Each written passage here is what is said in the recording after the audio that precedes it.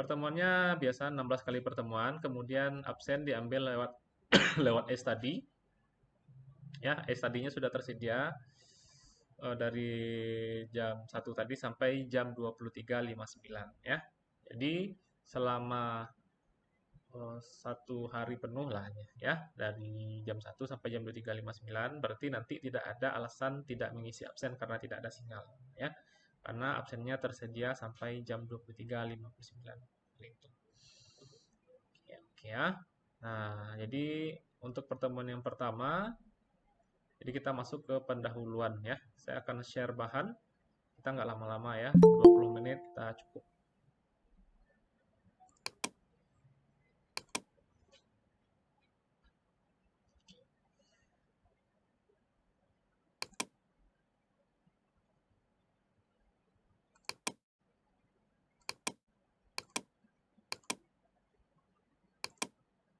Oke, kelihatan nggak? Kelihatan bahannya?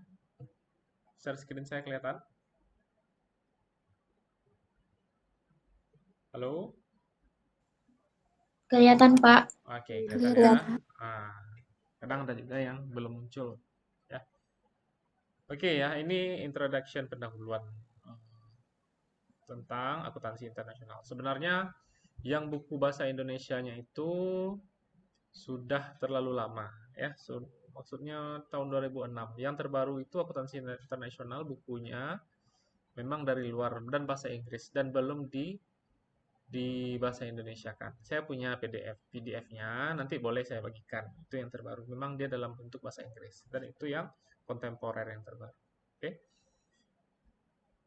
Kita masuk ke sejarah akuntansi dulu ya. Jadi akuntansi ini memainkan peranan yang sangat penting dalam masyarakat sebagai cabang dari ilmu ekonomi ya, sebagai cabang dari ilmu ekonomi. Dia menyediakan informasi mengenai perusahaan dan transaksi untuk memfasilitasi keputusan alokasi sumber daya oleh para pengguna informasi tersebut. Nah, entitas yang dilaporkan oleh akuntansi internasional adalah perusahaan MNC, multinational company, ya.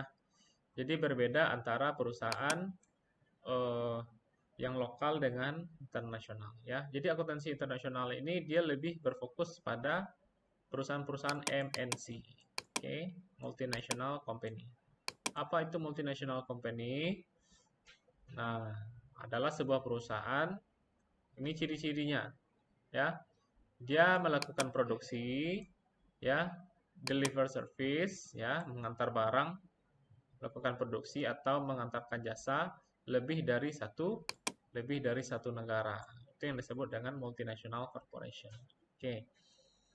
Apa contohnya? Banyak sekali, misalnya Toyota, ya, perusahaan mobil Toyota. Oke, kemudian apa contohnya lagi? Misalnya banyak sekali ya. Nah, ada Honda, ya, perusahaan elektronik, handphone, itu semua adalah perusahaan-perusahaan multinational company. Ya, jadi inilah ciri-ciri perusahaan multinational company. Dia melakukan produksi, mengantar jasa atau mengantarkan jasa lebih dari satu negara. Okay. Contoh MNC, misalnya Ford. Ya, Ford ini adalah perusahaan mobil. Ya, IBM ini adalah perusahaan mainboard. British Petroleum ini perusahaan minyak. Mereknya adalah Castrol. Kalau tahu Castrol, itu dari British Petroleum, McDonald, Philips, ya, Walmart, Exxon, ya, Royal Dutch Shell, ya. Nah, itu semua adalah contoh perusahaan multinational company. Oke, ada nggak perusahaan-perusahaan Indonesia yang sudah go ke internasional? Ya, ada misalnya misalnya Indofood, ya, Indofood itu mie-nya sampai ke Malaysia, sampai ke Afrika, ya. Mie sedap pun juga, mie sedap itu Wings Food itu dia sudah sampai juga ke negeri tetangga, ya. Garuda, Mayora, nah, oke, ya, Mayora, produk-produknya Kopiko dan yang lain-lain, oke. Jadi ada juga berkah dari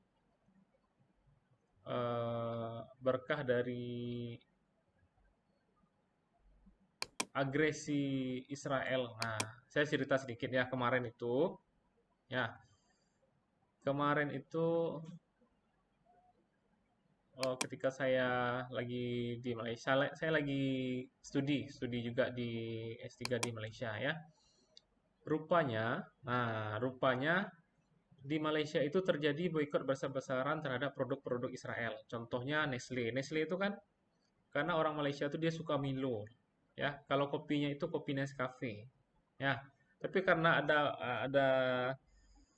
ada semacam boikot yang dilakukan oleh rakyat terhadap produk-produk Nestle, Milo, ya.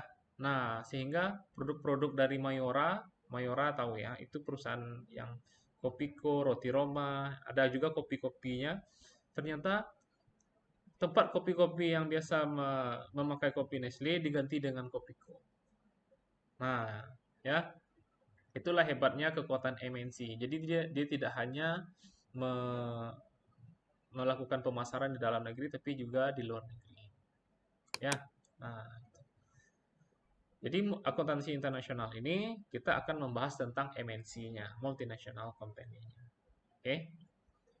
Bagaimana how is a company classified as an MNC? Ya. Pertama, dia punya bagaimana sebuah perusahaan itu digolongkan sebagai multinational company. Pertama, dia punya anak perusahaan di negeri lain, di negara lain. Kemudian dia beroperasi lebih dari sejumlah negara, ya, lebih dari sejumlah negara. Kemudian dia high proportion asset in or and revenue from global operation. Dia asetnya itu banyak dari operasi global. Kemudian stakeholder ini adalah pihak-pihak yang mempunyai kepentingan itu berasal dari negara-negara yang berbeda. Nah, masuk kita ke sudut pandang sejarah akuntansinya. Sistem pembukaan perpasangan double entry bookkeeping yang umumnya dianggap sebagai awal penciptaan akuntansi berawal dari negara Italia abad 14-15. Kenapa ada debit, Pak? Kenapa ada debit di sebelah kiri? Kenapa ada kredit? Ya, kenapa ada kredit? Karena si dia orang Italia itu yang menciptakan, ya, orang Italia itu menciptakan double entry bookkeeping. Cari namanya nanti ya, namanya Luca Pacioli. Oke, Luca Pacioli. Kemudian beralih ke Jerman untuk membantu para pedagang pada zaman Fugger dan kelompok Hanseatic. Jadi pada waktu bersamaan, filsuf bisnis di Belanda mempertajam cara menghitung pendapatan periodik. Dan aparat pemerintah di Prancis menemukan keuntungan yang menerapkan keseluruhan sistem dalam perencanaan dan akuntabilitas pemerintah. Gagasan mengenai akuntansi pembukaan berpasangan mencapai kepulauan Inggris. Perkembangan Inggris Raya menciptakan kebutuhan yang tidak terelakkan bagi perusahaan. Ya, nah, karena di Inggris itu ada revolusi industri, jadi udah mulai membuat barang secara banyak, secara massal, sehingga akuntansi berkembang di sana. Oke, pertama kalinya profesi akuntan itu lahirnya di Inggris Raya, ya. Pertama kalinya di Inggris Raya. Inggris Raya itu adalah Skotlandia, uh, Wales, Irlandia Utara, kemudian Inggris, ya. Nah, itu yang disebut dengan Inggris Raya. Oke. Model akuntansi Belanda digunakan di Indonesia. Nah, jadi akuntansi kita ini lebih dari adopsi akuntansi dari Belanda. Oke. Kemudian ini slide-nya nanti boleh dibaca ya. Nah, kenapa akuntansi penting? Akuntansi internasional penting karena ada merger dan akuisisi lintas batas negara. Ya. Paham merger? Kalau merger itu adalah ada perusahaan A, kemudian ada perusahaan B. Nah, merger A dan B. Nah, berarti yang eksis tinggal hanya satu saja, bisa A atau B. Ini merger ya. Kalau merger A ditambah B bisa jadi A atau bisa jadi A or B. Ya. Berbeda dengan konsolidasi. Kalau konsolidasi A ditambah B ya, jadi dia perusahaan baru. Jadi dia perusahaan C namanya, boleh jadi AB. Oke, itu namanya konsolidasi. Ya, konsolidasi. Ya, konsolidasi misalnya ada perusahaan Telkom namanya Smart, kemudian ada perusahaan satu lagi namanya Friend digabung jadi Smart Friend. Itu namanya konsolidasi. Bank Syariah Mandiri, kemudian Bank Bank Rakyat Indonesia Syariah, kemudian Bank Nasional Indonesia Syariah, ya. Jadi dia Bank Syariah Indonesia, itu namanya konsolidasi sebenarnya, ya. Istilah yang tepatnya konsolidasi. Oke. Jadi itulah guna akuntansi internasional. Jadi ada nggak perusahaan yang melakukan merger secara internasional? Ya, banyak ya.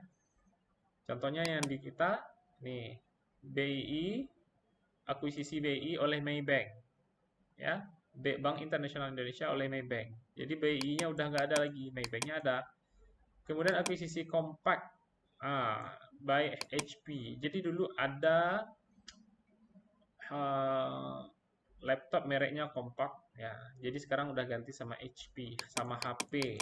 Nah, udah HP HP ya, karena sudah diakuisisi. Ya, ada juga akuisisi itu dia jadi anak perusahaan ya. Contohnya ada Danone. Danone ini perusahaan dari Prancis. Danone dia mengakuisisi Aqua. Oke.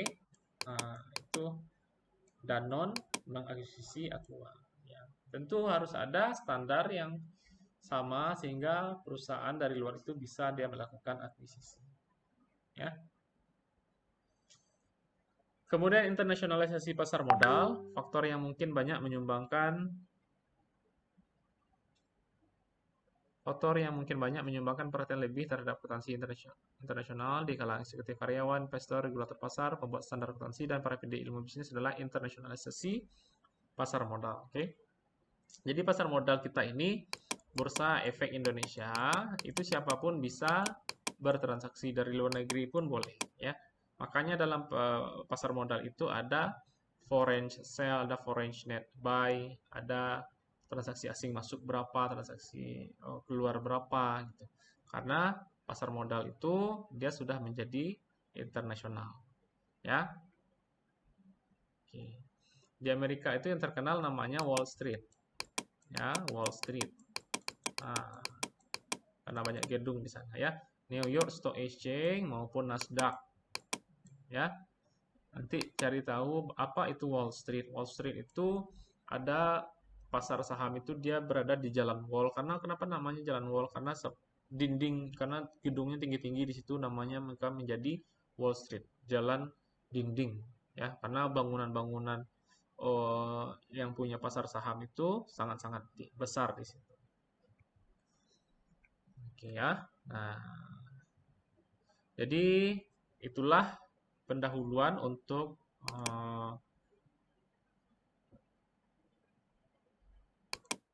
ya. Itulah pendahuluan untuk akuntansi internasional. Akuntansi internasionalnya nanti kita akan membahas bagaimana sebuah perusahaan itu ya, nanti ada sebuah perusahaan internasional itu berjalannya, standar yang dipakai apa, kemudian bagaimana kurs yang dipakainya, kemudian apa namanya, ada budaya dalam menyusun laporan keuangan akuntansi. Nah, berbeda dengan akuntansi keuangan dan akuntansi keuangan lanjutan 1, ya, akuntansi internasional ini lebih kepada teori saja, ya. Dia tidak ada hitung-hitungannya, tidak ada hitung-hitungan. Kita lebih kepada teori. Gitu. Oke. Jangan lupa ambil absen di tadi ya, absen tersedia. Kemudian nanti tentunya akan ada tugas-tugas yang akan saya kasih ya. Nanti saya apakan, saya enrollkan, dia ada kode untuk e-learning ya. Nanti saya apakan kalian join di sana. E-learning itu belum bisa lagi ambil absen, jadi ambil absennya tetap di tadi. Oke, mungkin itu pertemuan singkat kita pada pagi hari ini. Sekian, salam. Ada pertanyaan? Ada yang mau bertanya nggak? Sebelum saya tutup. Tidak, Pak. Oke, nggak ada ya. Oke, kalau nggak ada, kita tutup. Silakan nanti ambil absen, jangan lupa ya. Terima kasih. Assalamualaikum warahmatullahi wabarakatuh.